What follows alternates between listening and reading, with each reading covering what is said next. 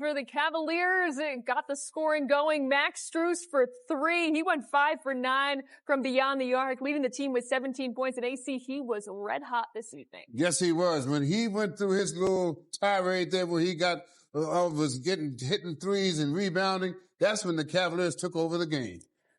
Let's take another look at our same-game parlay in Austin. Well, the Cavaliers took care of business defensively on Giannis Antetokounmpo, but the scoring was so balanced tonight that there was not a single double-double on the stat sheet, unfortunately.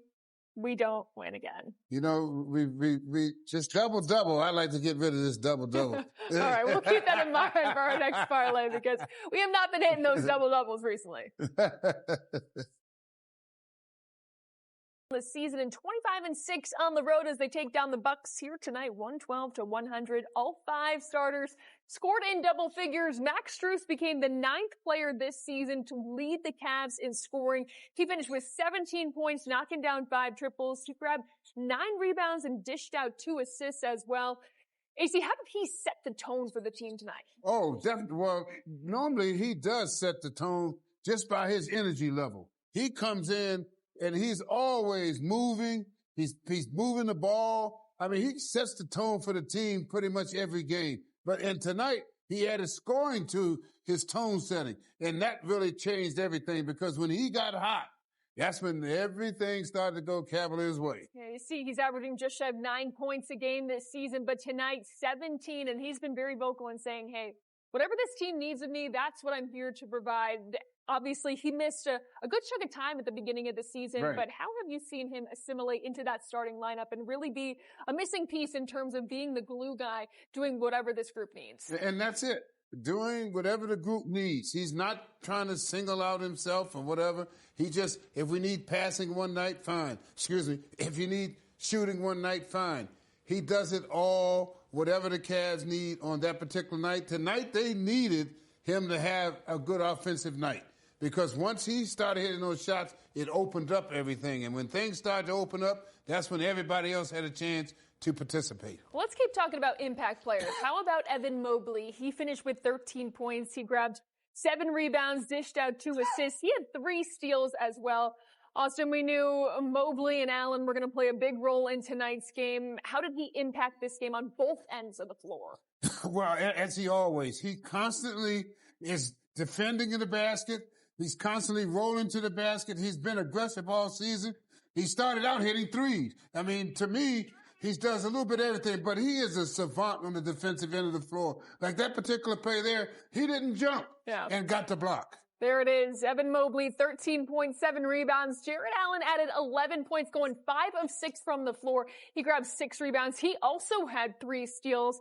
And Jarrett Allen is about as efficient as it comes, AC, when it comes to scoring. Again, nearly perfect from the floor here tonight, but impacting the game on both ends. What did you see from him? Oh, again, he is phenomenal in the role position in that middle of the floor. He does a great job, but the one I like was that last dunk when he made a good job of blocking Giannis' shot. But when he came down the floor and dunked that ball, man, yo! Throws the hammer down. Yeah, we felt that here in Cleveland. Jarrett Allen taking advantage down the stretch. The Cavaliers impacted across the board, players stepping up. Sam Merrill was one of them. He had some big shots off the bench. Let's head back to Milwaukee and hear more from Sam. Sam, we've talked about depth with this group all season long, and Kenny shouted out the role players again tonight for bringing this one home. Just what does it say about this group that on a night where maybe your 2 best players don't have the production that you would expect, again, you guys picked it up? Yeah, I mean, just that's been the story all years. Our stars have been great, but the depth's been great as well. Isaac, Dean both played great. Dean, going 3 for 3, and Isaac made some big plays out of the short roll and did what he does defensively. And then, Max, he's a starter, obviously, but being that 5th starter, he was set the tone for us, and he was big for us tonight. When he shoots the ball like that, what dimension does he add? I mean, it just puts so much pressure on the defense, and teams already have to worry about him, obviously. But, when he's shot it well all year, but when he's got it going like that, just makes everything so much more difficult for the defense to defend.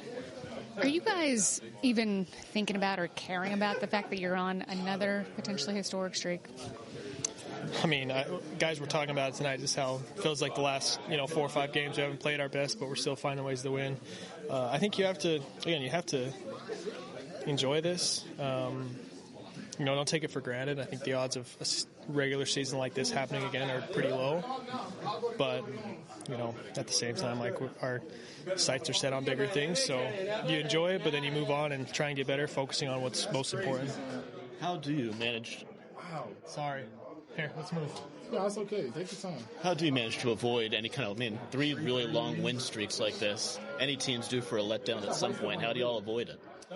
Yeah, I feel like we've gotten, I don't want to say lucky a couple of these games, but we've definitely, had to grind them out maybe more than normal. But I think the depth is important. We have guys that can step up when other guys don't have it, and then there's just a lot of toughness on this team, a lot of resiliency. Like, nights that we don't have it, it's easy for a lot of teams to just, you're down 12 in the fourth quarter, just say, whatever, long season, let's take the L on this one. But, we got a tough group that really wants to win, so we fight through that stuff. The Cavaliers bring a new sense of energy and intensity here this evening, recording their 14th straight win, taking down the Bucks 112 to 100. 14 straight victories now for the Cavaliers, and Austin, well, they just keep on climbing. They now got a 15-game winning streak, an active 14-game winning streak, and they had a 12-game winning streak. It's pretty much unheard of in the NBA these days. You're right. If they can do their thing, I think against the Nets, it would be 2-15 in one season. Interesting. Yeah, it's going to be interesting to see how long the Cavaliers can keep this going. And more to come here on Cavaliers Live. The Cavaliers taking down the Bucks here tonight, 112 to 100. More to come, so stick around. The Cavaliers now 54-10. The win streak extends to 14 as they sweep the Milwaukee Bucks with a 112 to 100 victory here tonight. The Cavaliers are back in action here in Cleveland on Tuesday when they host the Brooklyn Nets. Our pregame coverage starts at 6:30 in Austin. Now, this is a Brooklyn Nets team that is not really playing for anything in terms of playoffs, but they are certainly not an easy out. What are you expecting when it comes to this matchup? Well, what I want the Cavaliers to do is understand their opponent and where they are mentally. Like you just said, they have nothing to play for. So what does that mean? You come out ready to play in that first quarter, get the crowd involved, and let's get the momentum going and get this thing over with at halftime. They always do that when they get back to Rocket Arena. The fans are that sixth man, and they certainly will look to add to the intensity come Tuesday night. The Cavaliers squaring off against the Brooklyn Nets for the final meeting of this season. Our pregame coverage starts at 6:30 with a 7 p.m. tip-off. For Austin Carr and our entire crew, I'm Kaylee Griffin. We'll see you Tuesday.